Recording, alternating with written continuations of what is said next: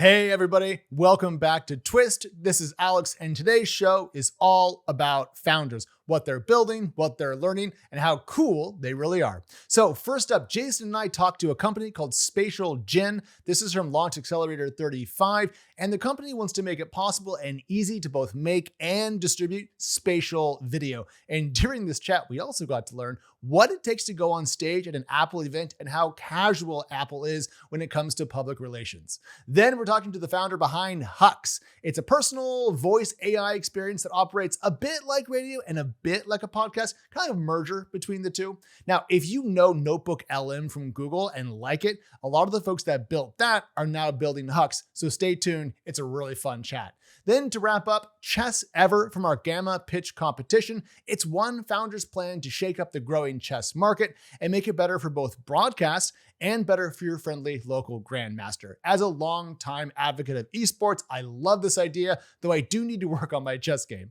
All right, let's learn, let's talk to some founders, let's have some fun. This Week in Startups is brought to you by Lemon.io. Hire pre-vetted remote developers and get 15% off your first 4 weeks of developer time at lemon.io/twist. This Week in Startups is brought to you by Crusoe. Crusoe is the AI factory company. Reliable infrastructure and expert support. Visit crusoe.ai/startup to reserve your capacity for the latest GPUs today. That's crusoe.ai/startup. Enterpret. Enterpret turns feedback noise into customer intelligence so your team knows exactly what to fix and build next. Head to enterpret.com/twist to book a demo and see it in action. That's enterpret.com/twist. I have a riddle for you. Who is this gentleman here standing up at an Apple event the other day? I think you know this guy. Ooh, SpatialGen. Yum, yum, yum, yum for JCal. In our accelerator, this is a great founder. When we saw this product, we were like, man, AR and VR and all this stuff is going to eventually land, and you're going to need tools, picks, shovels, and partners. Speaking of partners, to do stuff, and you can go further with partners. So let's bring on, let's play the clip, and then we'll bring on our guest. Next up, Jason, we have a company called SpatialGen, which you can see here, all about building spatial video for different contexts. What's the thesis here? So people will want immersive content eventually. And so imagine exploring, sports is probably the one where people get a lot of, it's easy to imagine wanting to watch sports in an immersive way, and being able to stream that is highly technical. Okay, yeah. Welcome to the program, Zach from SpatialGen. You went through our accelerator, yeah? Yes. Thanks for having us on. Love the talks about cloud providers. One thing I tried not to say publicly at the time was we were not down during the AWS outage, but we try not to make some enemies because we're certain there's going to be a time in the future where we may go down. No need to, not good for karma to poke the bear. Exactly. This AWS thing is more a compliment than anything. The fact that they went down for 12 hours, like once every 2 or 3 years, is totally, expected. All these clouds go down once every 2 or 3 years. It's just the nature of it. But hey, welcome back to the program. And you gave this great talk. Let's play your other clip. Which is you at some Apple event. What's the name of this Apple event? Yeah, so this was about immersive video experiences and how to create them. And Apple brought on a lot of third parties near the end, like Blackmagic Design that does the camera system for this. Yes, and Colorfront, which does your on-set dailies, which is really something that a lot of production teams need. And then we were brought on near the end of that about how to distribute your content and get it in the hands of your customers. So we gave, I believe, like a 8-minute or so presentation on the Apple stage live. And I mean, there's a certain level of precision that they require, and there's days of prep. So it's pretty I've cool. heard about this. Like you get called down to Cupertino or the mothership and you practice. Yeah. And they give you tips, and you have to basically try to hit rest in peace, Steve Jobs levels of presentation ability, which is like presentation god level. Where you put your feet on the stage. Go ahead, Alex. Sorry. Oh, I was going to say, why don't we watch it while you guys talk over it? Because I have the Sure, clip of yeah. Zach talking right here. All right. Sweet. Here it is from day 2 of the Create Immersive Media Experiences for Vision OS event. Here we go. Good afternoon, everyone. I'm Zach Handshoe, co-founder of SpatialGen. I'm honored to have been invited to speak today. Yeah, it's so weird We're hearing going to yourself talk about how to host and distribute Apple but Immersive Video. That's how it is. They scrutinize everything you do, which is really cool. Where you put your feet on the stage, the punctuation in your slides. Yeah, let's pause the video. The story. Yeah, so where you put your feet on the stage. So like this was something we had to do where if there was a transition where logo starts showing up, you have to kind of walk with the transition and try and get out of the text view. So it's pretty complex. There's 2 teleprompters actually that if you need it, you can write in your own stage positioning. Oh, So wow. So now you're walking to stage left. yeah. And is stage left when you're in the audience left or when you're on the stage left? I don't know. I don't know either. I just looked at the slide it's out when on the you're- teleprompter and I was like, I should be over here or over here. It's the audience Yeah. POV. I'm going with editorial director Lon, not Yes. producer Oliver. I think it's the audience POV. So you went from center stage to center right, then center left as the text moved across. Now, when I Yeah. see that presentation, it looks twice as wide as my laptop screen. Is Yeah. is it a different presentation spec for that It video is. wall? It is. They Okay, will, wait. Producer Yeah. Lon was wrong. Okay, it's the actor's point of view. Oliver was right, so I take it back. Okay. 5 demerits, Lon. But yeah, they send you a template basically, and it's their own stuff with their own styles, their own fonts and everything. The San Francisco font group, and then you have to build your presentation to spec and have all these review calls with them, and then you go in person and you do dry runs.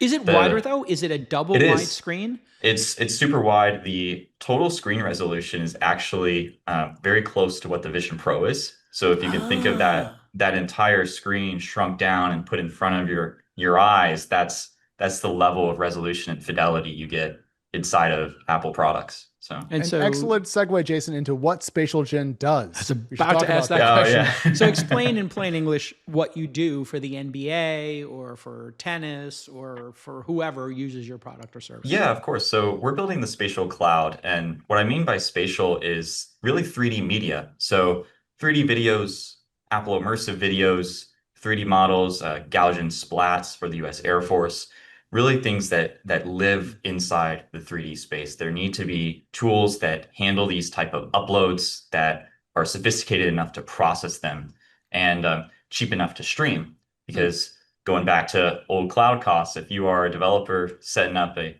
Apple Immersive video, the cost of just storing your video inside AWS will eclipse a total SpatialGen monthly plan to just get it up.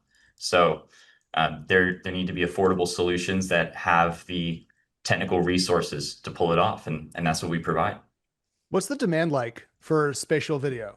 Because when I think about it, I'm only thinking about through the context of the Apple Vision Pro, and I know you can watch this stuff on Oculus headsets and so forth. But to me, it sounds like a very much a champagne customer base, as in small and rich.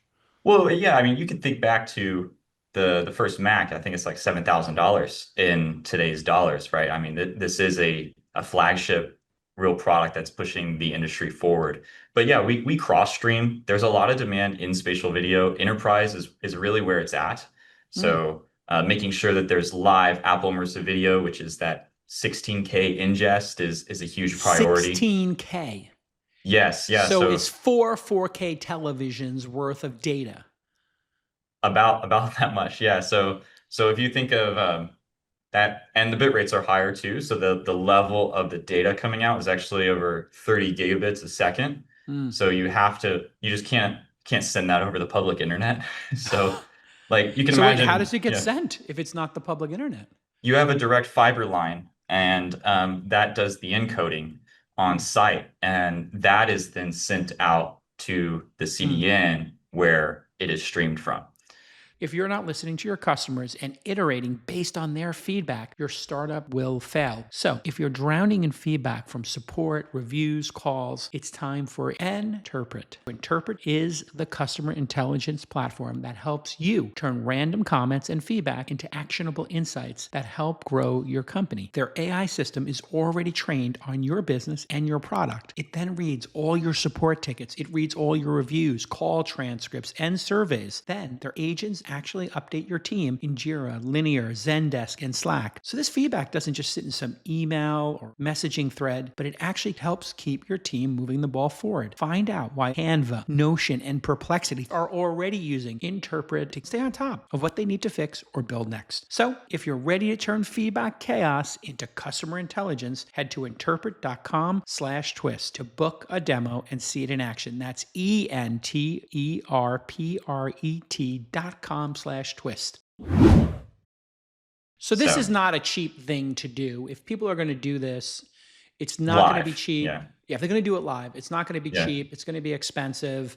And you're also going to need one of these Ursa Sin immersive cameras from Blackmagic, I believe. That's right. Yeah. So they presented right before us about $40,000 for that guy. So wow. So I'm showing the camera here.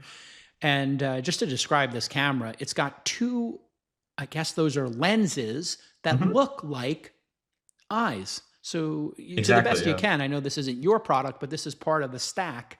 It is. What is this camera? It's cost $40,000. Obviously people rent these, but how does it work? And how does your system get this information and then get it to the customer? So this camera is a Apple Immersive Video approved camera, which is we should be very clear about, because there's a lot more to it than just a video feed. There's what Apple will call dynamic metadata that comes with every single shot. And this will tell the viewer how to unwrap the lens according to the lens out of the manufacturing. So each one of these cameras, regardless of unit, have a different lens calibration. So you need this dynamic metadata to be live streamed or passed through the system. It's a completely different video workflow on the encoding side. Incredible. Yeah, so it's quite a beefy guy as well, big camera, but it's cool. Basically with your company skating to where the puck is going, which is exactly where I like to invest. You had a heck of a time, I think, getting investors or people to understand what you're doing over the last couple of years. We met, I was like, yeah, this is the kind of crazy I'm in for. How long is this going to take to build this into a business, do you think? You know, you got a modest amount of funding from us. I know you've got a lot of investors who've been interested, but how do you think about being cutting edge technology and, you know, on the hardware side, right? Yeah. And you know, you have to figure out how to get to the puck being revenue and consumer adoption. How far out are we from, you know, non-developer weirdos wearing Vision Pro prototypes on planes, which I've seen twice in whatever, the year or two. I literally saw two people in first class over the last couple of years wearing these, and I think they were working. But when will consumers be watching NBA games or, you know, one battle after the next, or who knows what immersive content on this? Yeah, well, we can jump straight to NBA. Apple and Spectrum announced that there's going to be live NBA games early next year in 2026. So that's a super exciting development. Along with the past few weeks, there was the new Vision Pro that came out with the M5 chip, along with Samsung and Google's headset, Galaxy XR. And on top of that, there were spatial glasses, smart glasses with Meta, and those are gaining a lot of traction. So, our vision is to be the backbone, the cloud infrastructure for all of these devices and all of the apps people want to make, both on the regular video side to Apple Immersive Video, this like top of the line product, and to 3D models, meshes, and Gaussians. So what we're doing with the Air Force is not necessarily always deployed on a Vision Pro or XR headset, but actually run on laptops. It just has to do with spatial data. And I'm showing here the Galaxy XR, which is available to buy now as well. Yeah, much cheaper. Yeah. Yeah, it's only $1,800. Only $1,800. Yeah. It's not We're for getting there. consumers We're getting just there. yet. We're Yeah, getting there. we're getting there. So We're getting there. Compare and contrast Apple's and this one. They're both $2 or $3 grand. But when will these become, let's say, the Christmas present for the holiday present for the vanguard, for the technology early adopters? When will they be buying this for Christmas? Because they've been buying Oculuses. Sure. And well, what was your first experience with the Quest? Because before the Vision Pro, I thought it was kind of a gimmick in a sense. I didn't like the resolution of the image. It was very fuzzy. But when you try this on, it's a whole different experience. Oh, interesting. So, my experience with it years ago was every Thanksgiving or Christmas, somebody in the family member would buy brings one it of these, out. Yeah. and I coined it "Try, oh my, goodbye." They would try it. Everybody like, "Oh my, this is really interesting. I'm in Jurassic Park, and there's a raptor or a T-Rex chasing me," and then it would go in the closet, and nobody ever took it out again. So, what's going to be the killer app in your mind? Absolutely media. 100% media. So okay, double video, click on that. Yeah. Which media? So you have I think I saw an iPhone Air earlier today. Yeah, I just got it, and I have to say, the iPhone Air is completely inspiring. I'm putting it here between my glasses, and it literally, you can see both sides of my nose. The battery life is obviously not fantastic, but it's not terrible. It's so thin, and the only really, I think, bad decision is they went with this very fancy camera that juts out. I would have just put a regular camera in and just made it totally flat. But it is the first time I held an Apple product since maybe iPhone 4 and said, holy cow, this is incredible. Yeah. Or maybe the original MacBook Airs. I haven't said, oh my God, this is incredible in years for Apple. And this is insane how thin and lightweight it is. Continue. Yeah. So, well, that's a great product, let's say, right? So the iPhones can take spatial videos and they can take spatial photos right now. So you have the capability to already start capturing the media you want, because you can, instead of just looking at it on a screen later, a photo of a family member, you can step back into that scene with the Vision Pro. And I brought up some of the media's concerns about the Vision Pro being dead, actually, when I was in the green room, some of the engineers, and they just looked at me with this blank face like I was stupid. And they said, we just released another headset, Zach.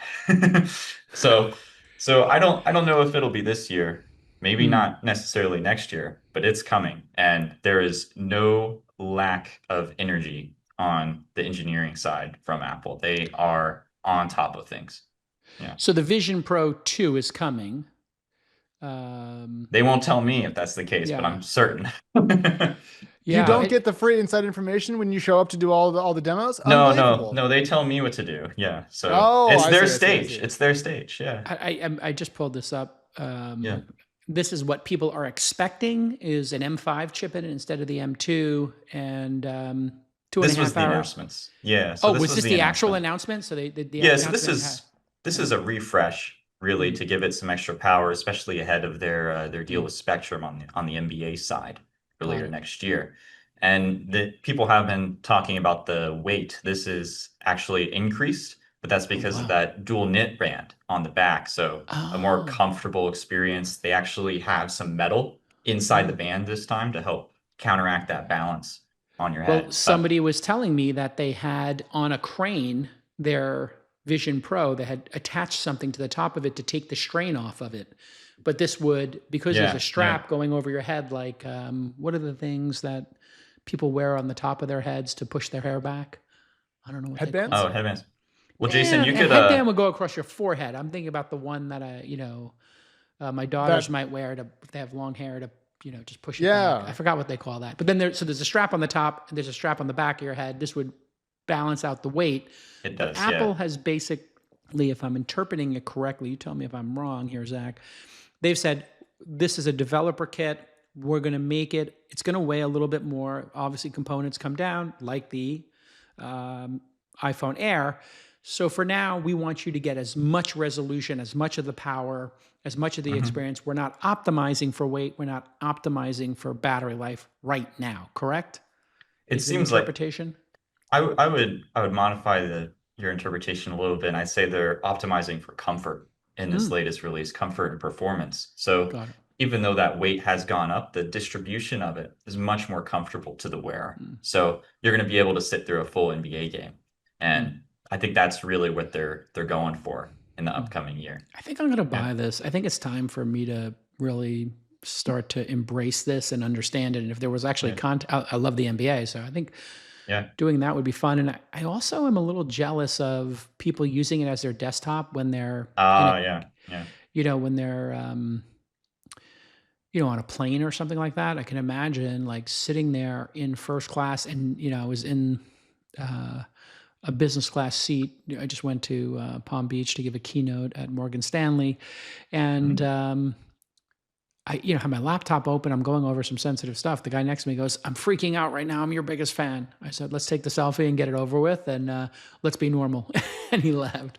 I said, "It's just a podcast." And but sure enough, I then had to get in my head, oh my God, what was on my screen that this person saw? You know, who was I DMing with? And I think the privacy aspect of having these is also kind of rad, because you could be watching, you know, sometimes I'm watching a show, you know, if it's an HBO show, you know, I was watching Industry, great show. I think it's HBO. Yeah. I was watching HBO Industry, and this is a spicy show. And all of a sudden, you know, it goes, you know, from PG-13 to R, and I'm like, oh my God, are people thinking I'm a creep watching the show? I didn't know there was going to be a sex scene in the middle of it.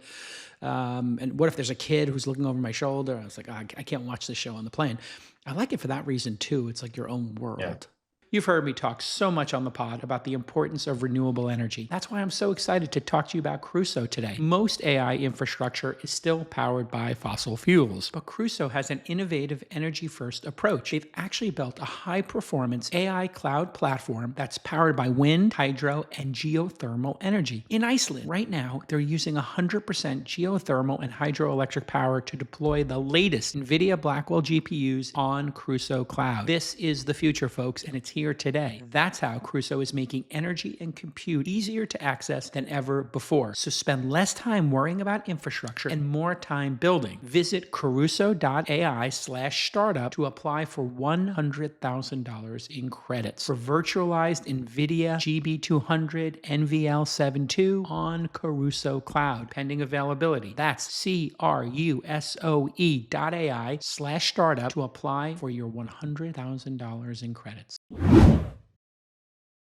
I mean, there's a lot of use cases to it. We have gotten a lot of traction on the media side, just for the videos, Apple Immersive Video, and so on. But you know, like a fun fact about it that you just kind of gives you some shock factor is your passwords when you're entering them in the Vision Pro are actually in plain text. They don't have the password blocked out field because you're the only person that can see it. Yeah, that makes total sense. Right. Why bother? Yeah, so it's very shocking when you're first typing in your password in the Vision Pro and you just see it in plain text out, and there's no like blurred field or anything. It's pretty funny, but it's like, well, wait, who's going to see it? Is this Nobody. going to at some point intersect with my Insta360 and my GoPro cameras that do 360 degrees? Like my Insta360 does 360 degrees. When I'm skiing, and I record these ski videos, I never look at them because I look at them and I'm like, it doesn't look very good. I don't have time to edit it, but I mean, maybe if you had this immersive experience, it'd be kind of cool. Yeah, with recent announcements on our end, we're automating support for those actually. So you can upload those types of videos that don't have to come from that $40,000 camera. It can come from an Insta360 or a GoPro, and you can have what they call a unique field of view. So we will handle all that complexity for you, and you can just get a video file or stream that works right out of the box. And how can people find you and learn more about SpatialGen? Yeah, you can send us an email at contact@spatialgen.com, or you can go to our website and even just book a call directly there. I wonder if you got first name at spatialgen.com as the CEO and founder. We do. It's Zach at spatialgen.com. There you go. But awesome. You know, I try. Are you try hiring now?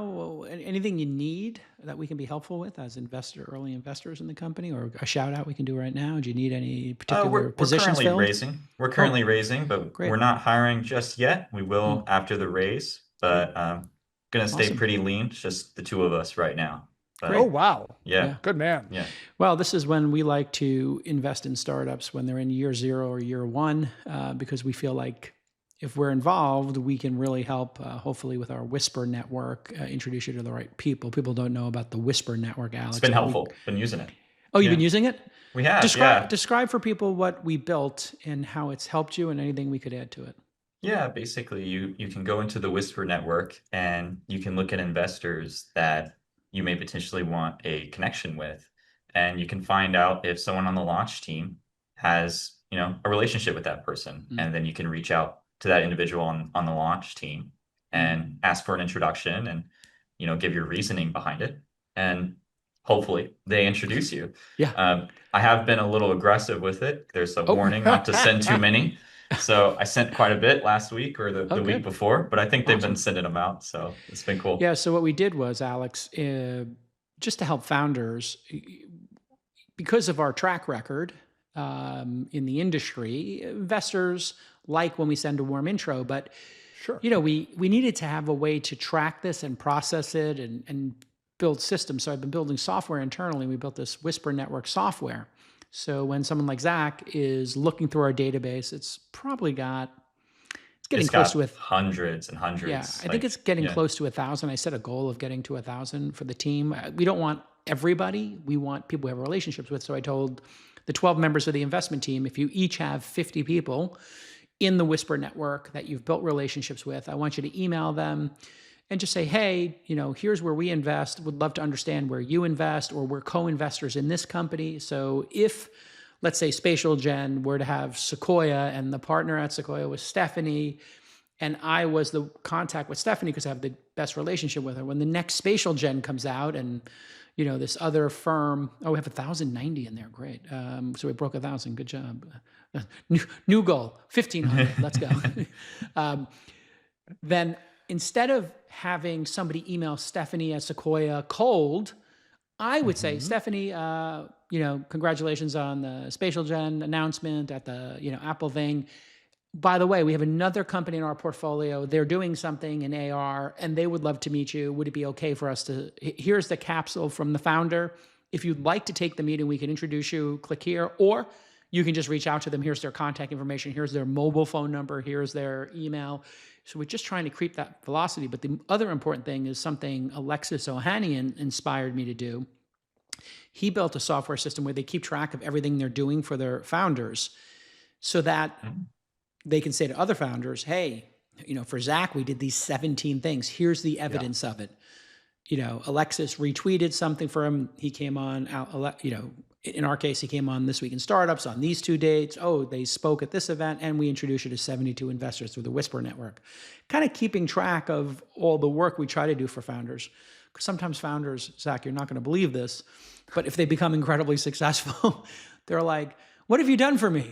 And quite helpful to have the dossier and say, well, we did all of these things. We would like an allocation in the next round. We have our pro rata, but we want to go super pro rata. We want to increase our ownership from 4% to 7%. Would that be okay with you? And by the way, here's everything we've done for you. Maybe you could compare that to your other investors when you become outrageously successful and you are oversubscribed. We want to make our case to you for a little extra investment. So we're building those systems. Zach, it's great to be on the cap table. If you ever need anything, you have my mobile phone number. Text me anytime. Yeah. One last note is the Whisper Network is also a really great resource for investor discovery as well, because the database is so large and you can filter by sector and thesis and focus. So you can find people who you may not know of that are already in that network. So thank you for having me on. Yeah. Zach, it's been great. Really rooting for you. Again, if you ever need anything from us, the firm launch.co, you let us know immediately. And if my team takes more than 7 minutes to get back to you, just CC me. We'll do. I'll help test them at like 3 a.m. for you. I'll just send them a few pings.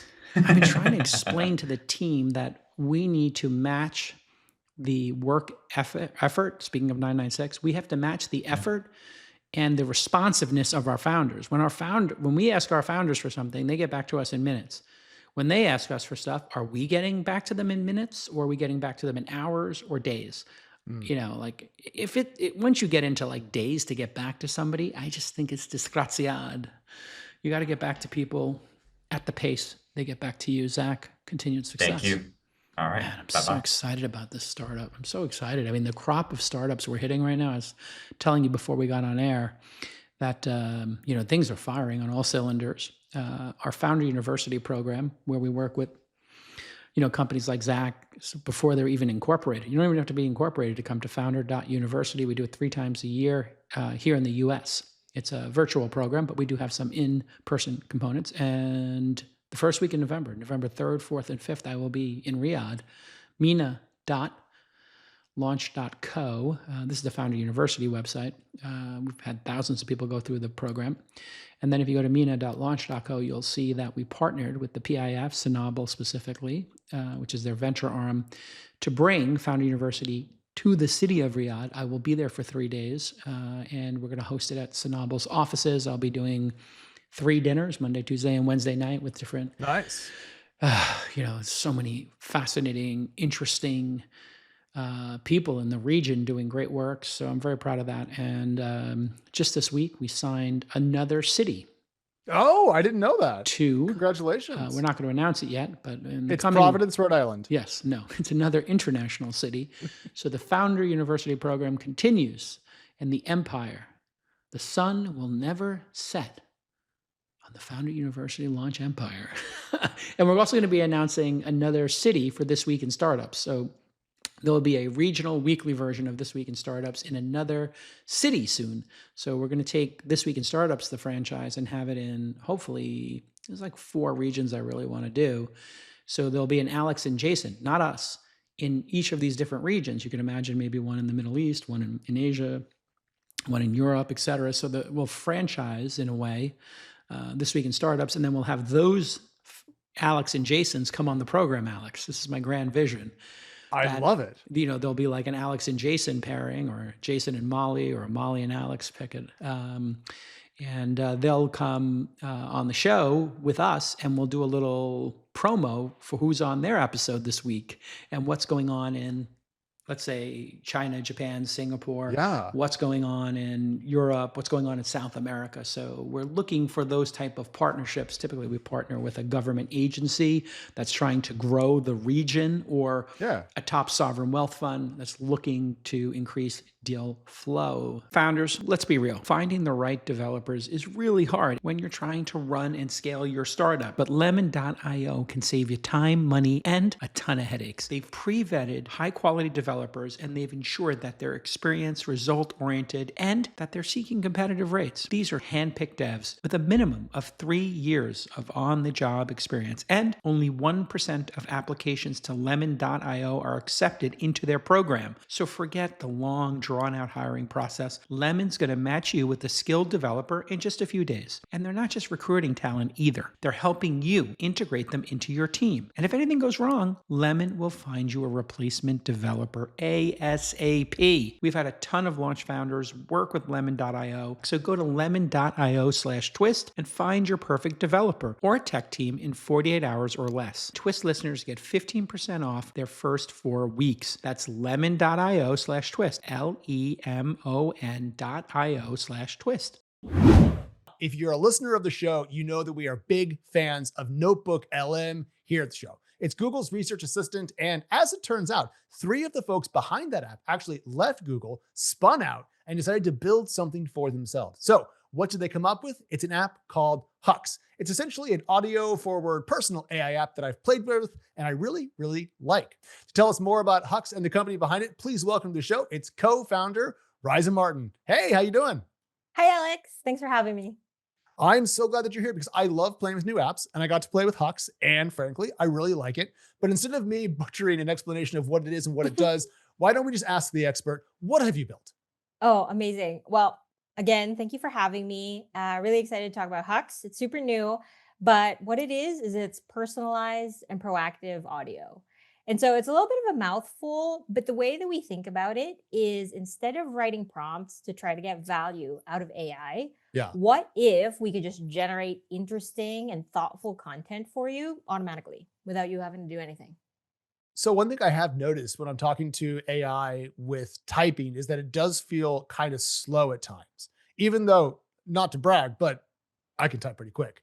And so, well, I mean, I get paid to type for a living, Yeah, so yeah. you'd think I'd be good at it. But people who aren't us type more slowly, so they're probably dealing with quite a lot of lag in their chats. So moving to voice allows people to have a more reactive experience or a more personalized one. That's right. And I think there's also a little bit more there where, we talk about sort of how we use AI today and it's a chat. And it's almost like I can only get as much as I can based on how much I'm willing to type. Right. And it feels like this is sort of like clunky thing we're describing, which is like I have to write a prompt, I have to ask the right questions, I have to do this sort of like back and forth with ChatGPT before it's actually like truly useful. And so I think Yeah. your mileage really varies. But with Hux, we're trying to see how do we standardize that for everyone. So when I signed up for Hux, it said, hey, can you connect your calendar? Can you connect your email? And then what are your major interests? And then from there, it started to essentially tell me about things that I'm interested in. It was talking about Apple and the stock market and startups. And I was like, okay, well, fair enough. That's pretty much dead on. Why do you need the information and how much can you personalize this for the average user to make it feel like their own corner of the AI internet? Yeah, I love this question because we started from a really simple place, which was we tried to imagine if you could wake up in the morning and there was a friend that was ready to get you caught up, right? Because we realized, like, especially when you work in tech, I feel like everybody has this funny habit where you wake up, you grab your phone, you check your email, you check your Slack. Oh, what's going on in Twitter? And it doesn't always feel great, but we all do it. So we were like, why don't we do this like really small, simple thing, which is have a friend just do this pre-read for you. And then just read it out to you when you're brushing your teeth, when you're driving to work, when you're having your coffee. And it's such a small, like little experiment. But when we've talked to the people who use Hux, people love it, right? It's Yeah. like truly different. And Hux came out in September out of kind of early access or beta. How has the market response been to it? I think it's been really exciting. I was bragging to some of my friends recently, which I don't do too often, but I was like, guys, I think we're Go onto for something. it. You made a product that everyone knows. I've actually, like, no joke, NotebookLM is in our circles a smash hit. So I really do feel like you could, brush a little dust off and be proud of it. Well, thank you. Thanks for saying that. And I did the thing I was telling my friends is I was like, it feels like early Notebook, right? Where it feels like the next stage, the next chapter, where people are really turning the page. More or less, people have heard about AI at this point, but now we're getting to this place where it's like, okay, what can it really do? Yeah. Right? Aside from me just sort of like trying it out one time, how does it become an actual habit? And so it feels like we're actually getting there. On the habit point, you guys had to make a choice between text and audio, and you made the decision to have Hux talk to you, and not only in one voice, but one thing I noticed was there was a back and forth between a male voice and a female voice on my end, and that did make it pretty darn engaging. But I can also read faster than I can listen, so I'm kind of curious about the trade-offs between those two mediums in the case of Hux. I love this question because I think one of the things we really considered was like, what is most effective for the user? And when you read something really quickly, like it feels really productive, right? It feels like, okay, I got a lot done. I went through it. Now I can go do this 10 more times, right? And I'm like super smart. I'm supercharged. But for the most part, what we realized about audio is that even though the throughput feels a little bit slower, it actually is a passive medium, which means I can actually do something else. Whereas like reading is a thing I have to sort of sit down and do. And it's the only thing I'm doing. So then, therefore, Hux really is something you take with you as you drive, as you cook, as you eat. So it's designed to be an additive to your daily life, so it can fit into time that you already have. You don't have to make room for it. I quite like that. Okay. One thing you guys talked about though was this this live element to it. That it's kind of like almost like a live radio station for you. What does that mean? Does that mean that it's constantly finding new stuff to bring to me, and there's no end to my stream? Yes. Well, half of that is true, which is it's always live. We're experimenting with like how we describe some of these concepts, and we're borrowing from a lot of stuff that we might recognize, right? So the concept of live, I feel like people understand really well, which is if something is live, it's happening right now. And we use this concept because what we're doing is when you first play this station, based on your topic, it will research right now to get the latest for you, right? And, does the stream end? It does end because it can run out of info and say, well, that's all there is on the topic. Let's move on to the next thing. And so I think it's just like how we think about information. So in early usage, and I know it's only been a couple of weeks, so I'm really asking an unfair question here, but when people use Huxe, let's say in the morning, what's the average session length? Is it 5 minutes? Is it 2 hours? I have no idea how long they're sticking around. I mean, I feel really good that I know the answer, but the average daily is about 15 minutes. So the average Huxe user listens for 15 minutes. That is a quarter of an hour. So it's a quarter of 25. So it's like 1% of their day. Wow, that's great math, but yeah. I think. Yeah. I'm pretty tired, so that could be wrong, but I think that's right. That's not bad. That's not bad. And we discovered that most people listen to a combination of their daily brief, which usually happens in the morning, and then later on in the day, they do a little bit of exploration into like a topic that they care about, which to me is like super cool because you imagine you start your day with this, but then later on when you have downtime, you're like, I don't know, I want to hear about the history of porcelain. Like totally random thing I did yesterday, but it was amazing. I mean, I too like to read Wikipedia late at night. So yeah, I'm with you. My wife once caught me looking at like the list of largest ships by gross tonnage, and she's like, "What are you doing?" I'm like, "Important research. You don't know. Exactly. Don't judge me." So what I'm trying to figure out though, Raiza, is just, and I do not mean this in a mean way, but what it is. It's almost like an AM radio station for your mornings. It's almost like a podcast for your interests. It's almost like an AI chat buddy. But it does seem to kind of meld all of those together into like my personal chatty research assistant, maybe? Yeah. I mean, it's so funny that you mentioned this because this is the thing that even when we were building Notebook, this was true, right? The executives would come to me. They would say, well, what is it? What is this thing? And I'd be like, I don't know, but I'm sure we'll find out if we keep going long enough. And that was not a sufficient answer at any point in time. Really? The Google execs didn't appreciate that. I don't think anybody does, but I think only I do. But it is, I think, one of the things that when you're building something new, like I could give you an answer. Like I have a real answer, which is like, I think it's just personal. I like where you're going with that. Yeah, I think in reality, when new things are being invented, we don't really have the words for them. I think we try our best so that somebody will hear it and then they will try it and they'll be like, oh, okay, I kind of get it, right? But in real life, I think it's exactly what you're describing. Like when you first try it, you're like, oh, I don't know what that is, but I kind of like it.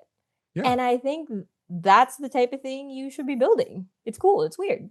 Yeah, pushing the boundaries means you're outside of normal definitions or normal taxonomies. You can't be the Uber for ramp if you're doing something actually new. Exactly. Right? Exactly. We've all watched YC Demo Day. You know what I'm talking about. Okay. Exactly. So there are some competing offerings out there. There are voice AI tools, and I haven't actually gotten to play with this yet, but I know that OpenAI put out ChatGPT Pulse. So where does Huxe fit into the competitive landscape, and how are you worried at all that OpenAI might kind of come along and step on you? I mean, I think that's probably one of the things that could keep me up at night. And not just OpenAI. I think OpenAI, Google, Apple, Perplexity, right? Anybody who's like big and is looking to turn the page on AI. And I think this is because more and more people are saying it, right? The next wave of AI is personalization. It's proactivity. And I think that Pulse is one example of a product that is trying to do that for the user.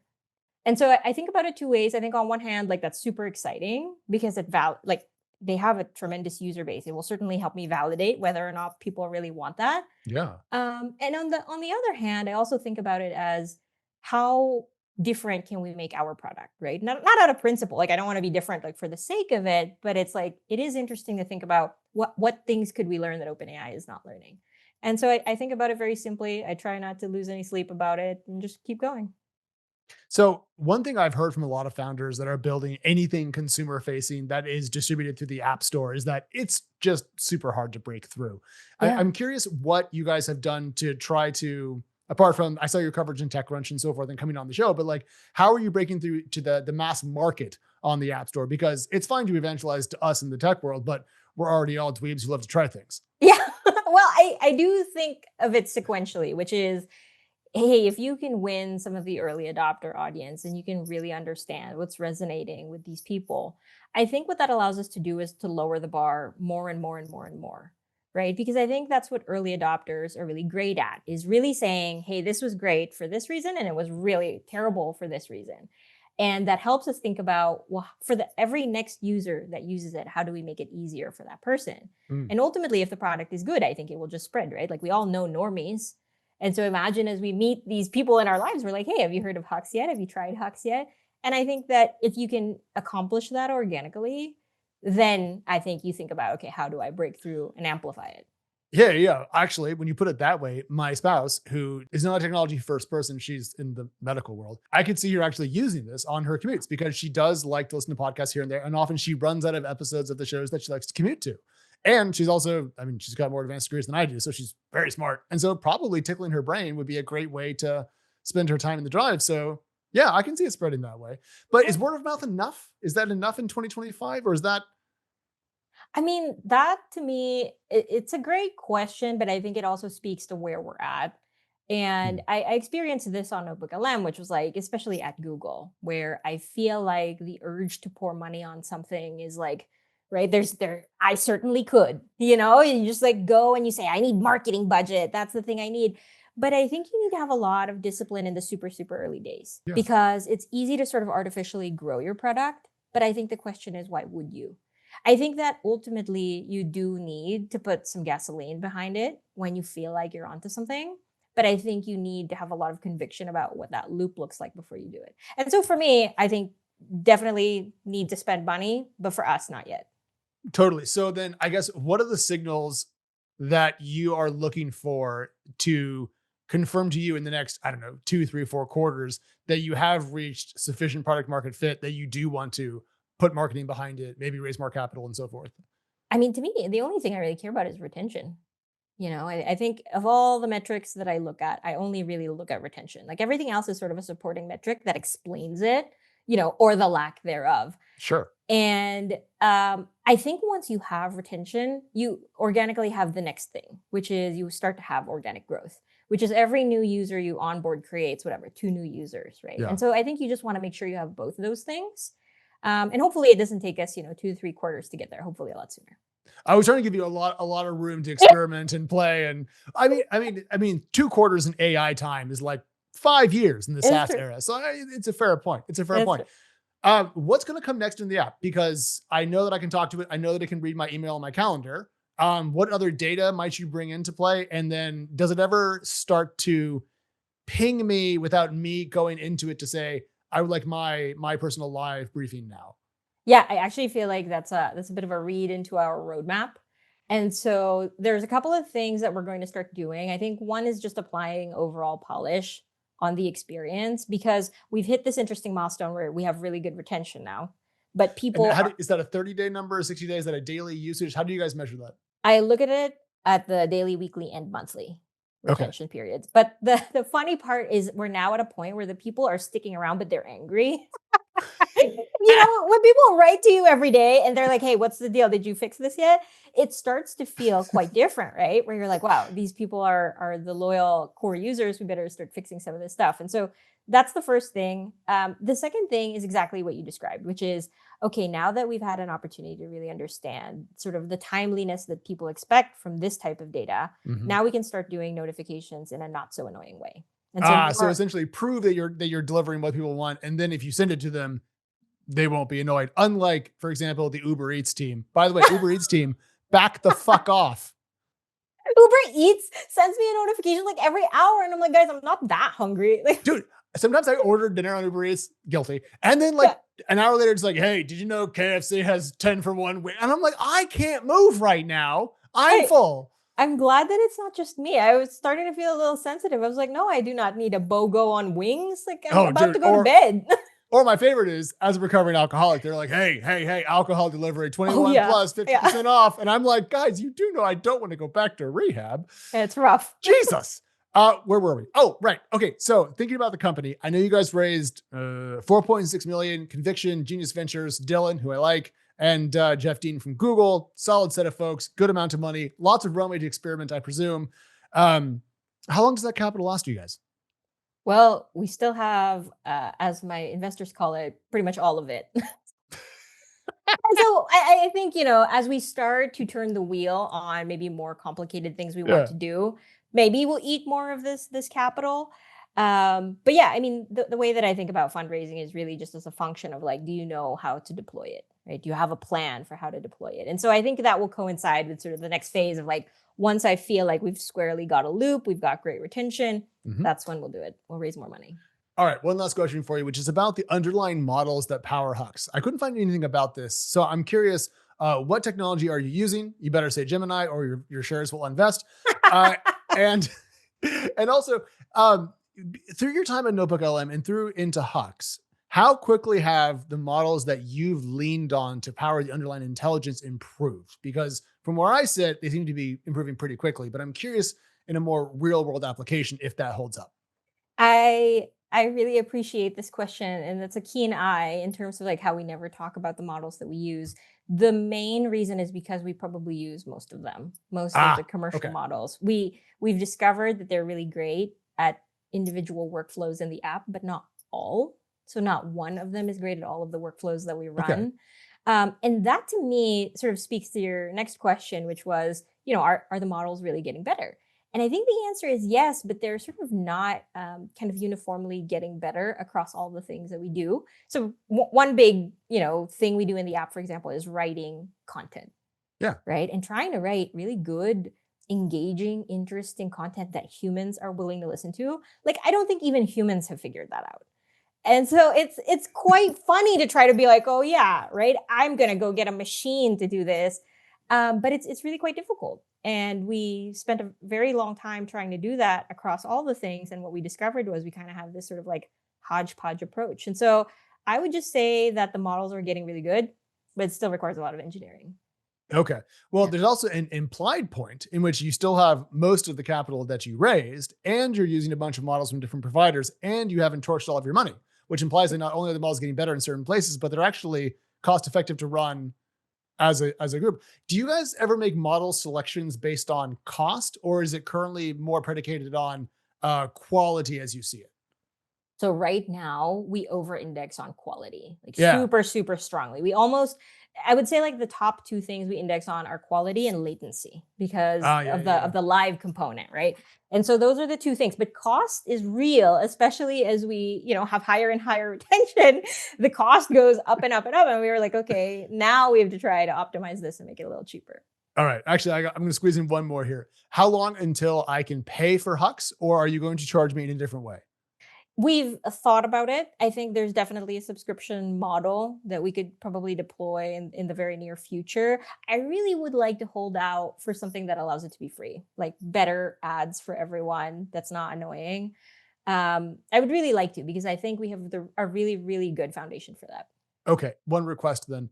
If you do go the advertising route, please allow me to give you money and not listen to insurance advertisements. Oh yeah, for sure. For Thank sure. you. I think Okay. we will do it. As long as I have the option to opt out of State Farm and Allstate telling me that I should swap my car insurance, we're good. Yeah. Folks, if you're listening to this and you want to check it out, it's huxe.com. Raiza, thank you so much. And congrats on leaving Mountain View and going off on your own. Amazing. Thank you, Alex. Thanks for having me. So today, taking part in our ongoing Gamma Pitch Deck competition is our dear friend. It's Vasif Durarbayli. He is a chess grandmaster, and he's building something called ChessEver. And it's actually, I got to look at the deck, Jason, pretty freaking awesome. So Vasif, are you here? I'm happy to be in the show. I have been watching you guys, and first time to be here. Nice feeling. All right, so you have your deck. You built a beautiful deck using Gamma. Visit gamma.app and let's hear a quick pitch from ChessEver. And remember, most people are listening, so Vasif, if you can describe what you're seeing, that would be great. All right, so I am showing my pitch at the beginning. It is my app, ChessEver. Our motto is follow chess better. I am a chess grandmaster, and I think in the pitch, whatever is on the pitch, I should say something about that. So it will be clear, whoever listens. Okay, keep going. Hello everyone, I'm Grandmaster Vasif Durarbayli. If you are not deep in chess, Grandmaster is the highest title. In other words, I have beaten a lot of people. Today I'm here to talk about ChessEver, a platform redefining the online chess experience. Chess is a 1500 years old game, but the way people experience it has changed dramatically. Since the pandemic and Queen's Gambit, millions of new players who have never touched a physical chessboard play and follow chess entirely online. The global chess market is booming. It was 3.3 billion in 2024 and is projected to reach 7.6 billion by 2032, nearly 11% annual growth rate. Here's the problem. Since pursuing the big market is enticing, every major player does it. This means serious players, about 70,000 worldwide, are underserved. They are a small but very influential group. That's the weak link and our opportunity. They need complete event coverage with no missing tournaments, pro analysis tools, searchable archives, and more. ChessEver solves this. We are building a pro-grade broadcasting platform designed for serious players. Without entering too deep into chess, let me illustrate simple flow of our beta app. So in this video, I am searching for the latest event where my country participated. I type the event name, open it, and my countrymen are already auto-pinned at the top. I can swipe between their games to see what they did. This is the core function, simple and effective. I can do the same for any player and instantly find their games. Interestingly, what I am showing in our beta app either cannot be done or is very hard to do in the established apps. Our MVP release is in Q4. ChessEver will outperform current platforms in event coverage and pro tools. Our AI features will come soon. Our vision does not end with serious players. It starts with them. Where they show up, casual players follow. We add AI that makes broadcasts truly engaging. Blunder prediction, position-aware pools, instant highlights. From there, we build it brick by brick into content, community, and education. With over 350 early signups, including world number 5, Anish Giri, and having 4 Grandmasters and 3 Masters as our early investors, we are proving the demand is real. As a Grandmaster, I know my audience firsthand. My co-founder Henning, an AI specialist, brings our vision to life with his technical expertise. Together with our team, we are building the platform the chess world has been waiting for, starting with serious players and growing from there. We are ChessEver. Follow chess better. Thank you. Okay. The pitch here is that chess.com, which is an incredible app, which I use and everybody I know uses, and people rave about being able to get matches really quick and being able to get trained. All the amateurs I know absolutely love it. I was literally over the weekend in a group of CEOs and VCs, and people were raving about paying for it, using it, and getting their scores up. But it turns out the experts, the grandmasters like yourself, they want something more than what chess.com provides. Do I have the pitch correct? Yes, you do. So Chess.com is a huge company and they are a very successful one. But they focus on everything, especially for casual players. And their main product is PlayZone. So here we are bringing a different angle that chess players were looking for. It is like over the board games when we play, serious players, it is getting broadcasted. And you want to follow those broadcasts. And Chess.com platform... I understand. So the number one thing missing from chess.com for the top 1% of the audience, for experts, is that they don't do commentary on live chess matches in a way that a grandmaster would want to receive it. Am I correct? Yes, you are overall correct, but not commentary, but they don't have tools for serious players. Okay, so there's the commentary on live events and the coverage of live events is one aspect that chess.com do, but tools for experts are different. What is the tool? Just describe it to us in plain English as non-grandmasters. What are they trying to get out of their tool that you don't get out of the chess.com tools? So for instance, even a simple function that I showed, I cannot just enter chess.com and search name of a player and find their games and easily go. Okay, so the archive of important games is one. Got it. Their engine tools are basic, and I'm talking about the broadcasting function. So let's make a distinguishment. And also we are entering through app. So there is a website and there is app. So app, I'm talking about the app part. So you cannot easily analyze and save and go between the games. So chess players are like professionals or serious players. They will go one game and after another. We added, for instance, swiping function. We are gonna make it Okay. save. So where your pitch breaks down is that you set it up really great, but you don't explain for the layperson, the investor, who might want to invest in the company, there are 3 things missing from chess.com. Let me show you what they are. You need to slow down during that part. 1, the archive of important matches. They simply are not optimizing for these legendary matches. That's what I'm looking for as a grandmaster. I want to look at every time Magnus Carlsen has played this opening. I want to sort by those openings, and then I want to take notes on them, and I want to watch all of them in succession. And I want that database to be available to me and really easy. This would be the equivalent of the elite poker players wanting to see all the hands with the opponents they might face in their next cash tournament or their cash game or in a giant 100K tournament at the World Series of Poker. Great, now we've established that. Number 2, when they're doing a live broadcast, they're broadcasting to the lowest common denominator. What we want to see is the experts who are not explaining things for the average chess player. We want to have broadcasting tools and commentary that's really elite level. So this is where the pitch could be greatly improved.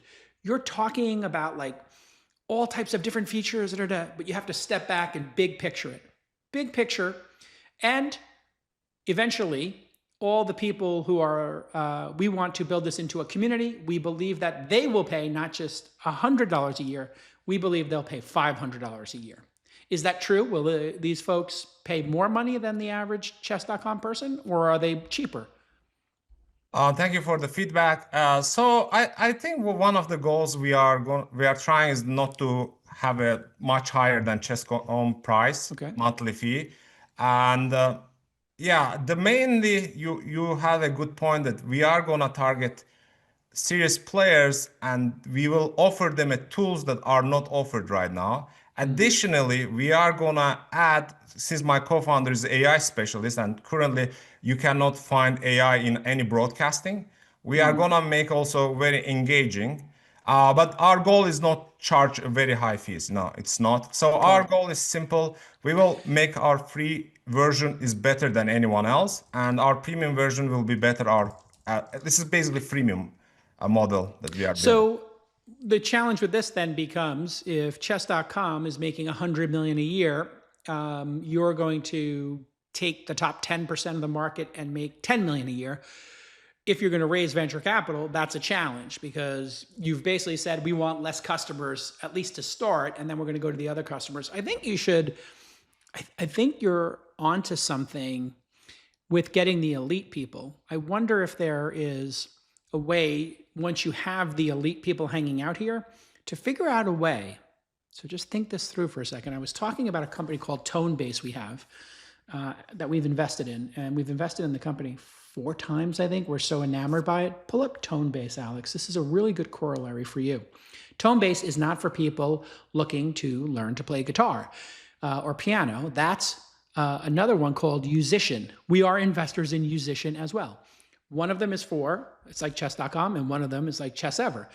And as you can see here, learn from the world's best musicians. And so if we scroll down here, or actually just pick an instrument and let's see who pick the most interesting, guitar or piano. Yeah, sure. Now let's go down here and see who they have. I wonder if they'll show you the actual, here we go.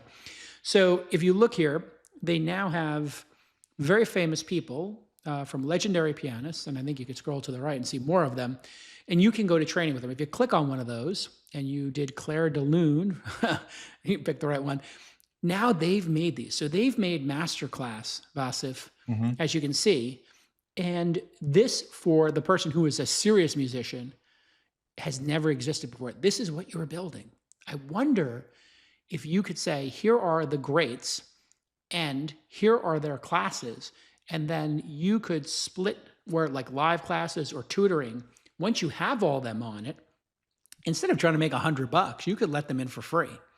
And you have to be approved to be part of the community. And the way you get approved is you apply. And the way you apply is you have to play 3 games and you have to beat at least one of the people who are in the community already.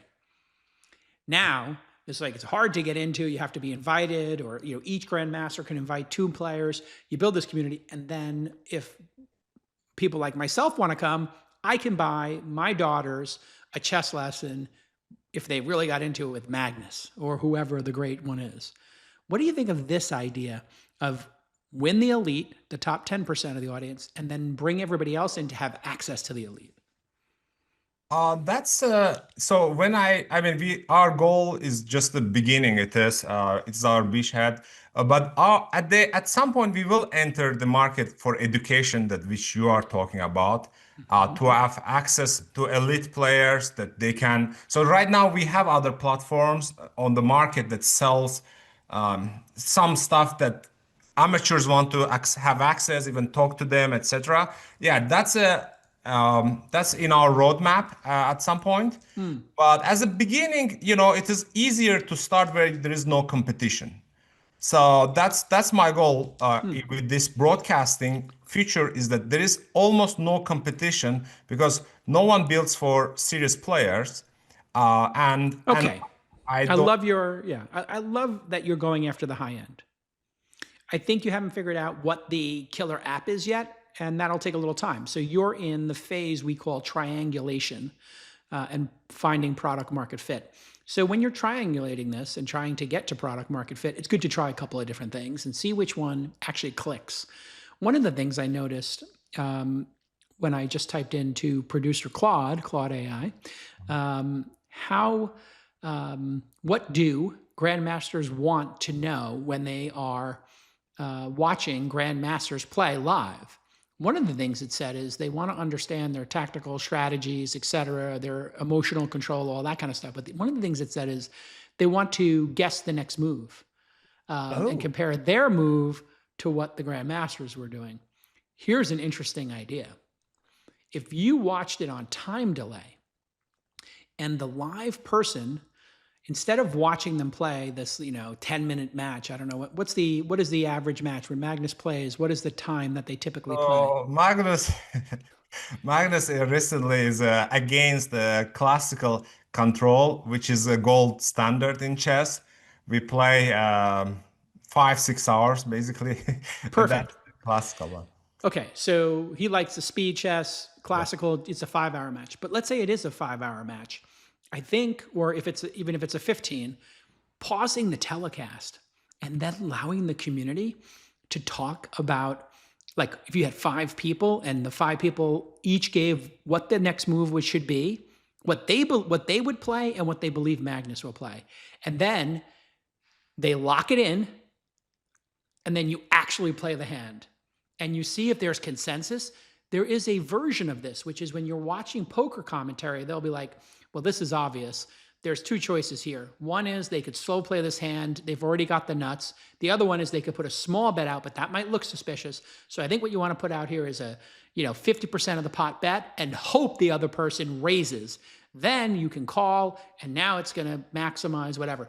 I love that idea of being able to watch a group of experts and then reveal it. So I'm thinking like a TV producer here to make it even more exciting and unique in the world. This has been amazing. Alex, what are your thoughts here? You've seen this great pitch. You've got this great founder, lots of energy. Yeah. You have anything that would be an interesting question for him or a note about, given your startup experience that would be helpful too? Well, I was curious about the overall market's growth because one of the earliest slides in the pitch deck was how much chess is going to grow by 2032. My question though is, if we're focusing very much on the top end, the 1%, the grandmasters like yourself, how much does the aggregate growth in the chess market matter to ChessEver's success?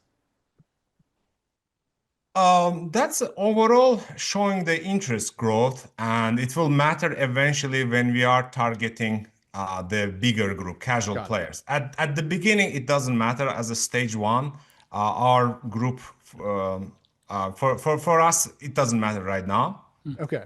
And then the other thing that I wanted to just throw at you, Jason's making a lot of poker analogies. He and I are both big fans of card games. Have you ever seen, I can't believe I'm going to say this.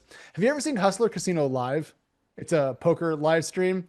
You might want to take a look at it because they've managed to take poker, which is sometimes a slow and boring game to watch, and turn it into an absolute circus by bringing some of the world's best players and throwing them at one another. And they've really made something that's streamable, watchable, and enjoyable. So given the focus that you have on observability and so forth, you might want to take a page out of that kind of proven book. Thank you for the video. By the way, I want to add that what Jason said, the idea of guessing, it's called guess the move. And we do want to have that. So right now, that's one of the things that it comes also from my frustration that our broadcasts are quite basic and not enough entertainment for me. Like, guess the move, compete with others. There is pool. So I passed very fast. So we want to have imagine the two grandmasters playing and there will be a blunder alert. We are gonna predict blunders are coming and ask the community what is the chance of the blunder, this kind of stuff. We are gonna try to make gamifying. It is gonna come. It is on our roadmap, and we will follow some ideas that you talked about. I have one suggestion. When you do this, just hire the Botez sisters. Botez sisters came to All In Summit, played the four of us. They smashed us. Although I think she ran out of time with Sax. I think they. Well, she ran out of time playing because she played on a clock versus four of us. I think I was the first out, and the video's out there. But people love that. So I think there's another one here, which is celebrities. The schmoes versus the pros is also very exciting. And I just played in the NBC Heads Up telecast as one of the celebrities. That's how hard up they are for celebrities, I guess, to play in these things now. But I was one of the top 5 celebrities there. I guess maybe I'm a micro celebrity in podcast land and amongst poker people, maybe. But I think you just hire the Botez sisters. You do a deal with them. I know them. They're awesome. They're entertaining.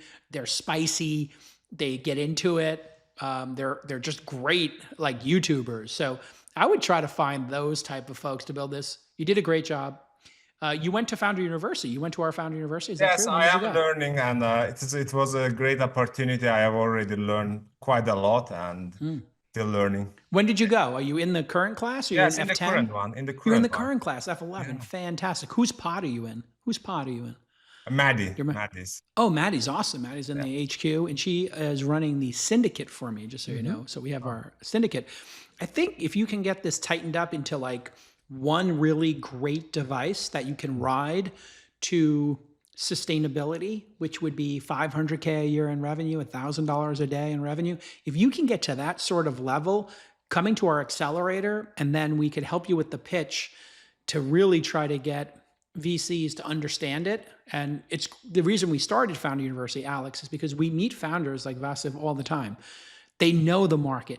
They know, what people want, but they have to get product market fit. They have to build a team. They've got to get their first couple of customers, and they also have to understand how to pitch VCs to bring them along. And that's where you're at. That's where we can be super helpful. Where are you based, Vasif?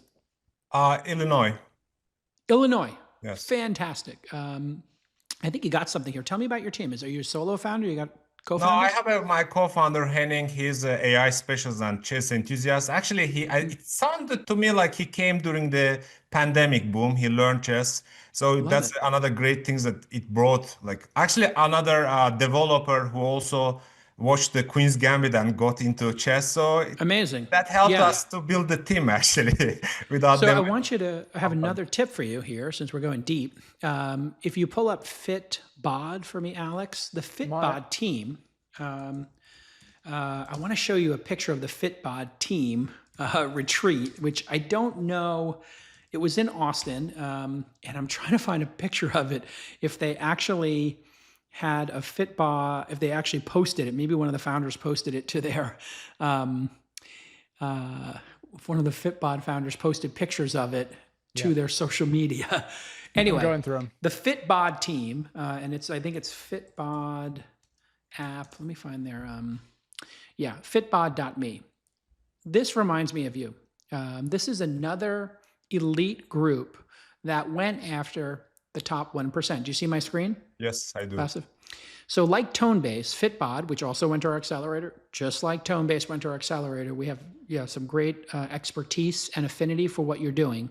Fitbod is for people who are really into weightlifting and people who want to design their workouts and then see their progress. And they used AI, machine learning previously 5 years ago, and they started saying, this company's on a tear. They're making lots of money, just like chess.com. They're very similar to chess.com in that way.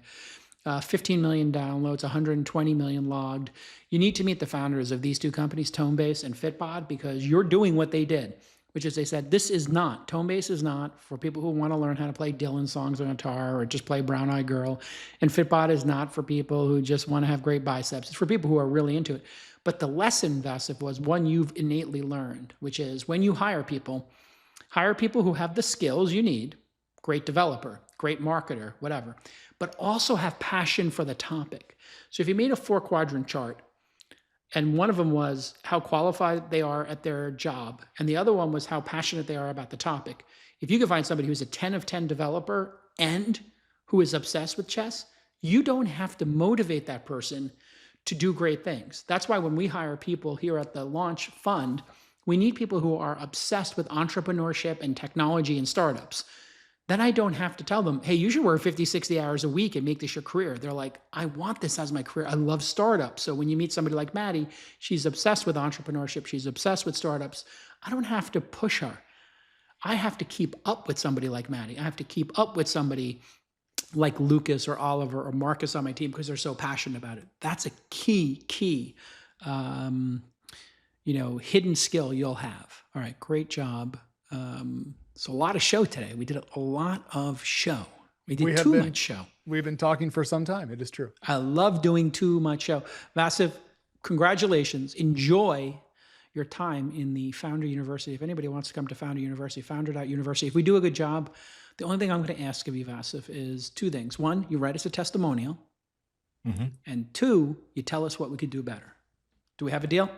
Yes, you do. And using the opportunity, I would like to thank you. I was listening your All-In podcast at the beginning for several years, I believe, and you keep advertising the Twist. And then I was like, let me give a shot for Twist. Yes. And I listened, and then I was like, okay, Founder University, I should try. And since I joined, it exceeded my expectations. And I think everyone who is trying to learn business and creating a startup should try to apply. That's for sure. And I think you overall, I don't have much to give a feedback. I am really enjoying, and Maddie also, I think she was she did some volleyball in university. She is very competitive, and this is also great. Yeah. Shukran. I'll give you the thank you in Arabic. Shukran. Is S-U-S-H-S. Yeah, shukran. Yeah, we have some similarities in my language from Arabic. What's your language? Where are you from? I'm from Azerbaijan originally, and our language is Azerbaijan. It is in Turkish language group. Yeah, but we got a lot of words from all right. Well, I'm your Greek cousin. This is the thing. I'm so ashamed that I never learned a second language, Alex, that I've decided I'm going to try to learn the 2 hardest. Arabic and Japanese. That's my goal. Oh my God. For the next 5 years. 5 years, add a 0, baby. You're going to be at that for a minute. If I could just speak conversationally those 2 languages, I would be so proud of myself. You'd never come home. You would just live in north of Japan, skiing year round, and I'd never see you again. Look at this. You would see me equally. I got to pay for you know how it's expensive to ski. Cat skiing is not expensive. It's $1,200 a day. I need to do some ad reads in order to afford it. Speaking of which, if you're feeling inspired, head to gamma.app and start working on an idea of your own. And we're going to give away, thanks to our friends at Gamma, who have the best presentation software I've ever seen. People love it. They're going crazy for it. Beautiful, beautiful presentations. And it's so fast to make a gorgeous one. You're going to be like Steve Jobs on a nicotine pouch or 2. If you use Gamma.app. Gamma.app, I love it. And they gave us $25,000 to invest in one of the great companies. So Vasif, you're in the running for a $25K check from your boy JCal, thanks to our friends at Gamma.app. Keep I'm working. excited to have chance. Thanks a lot for listening to me. It was I a great appreciate you opportunity. pitching us, and yeah, you're doing great. Keep going.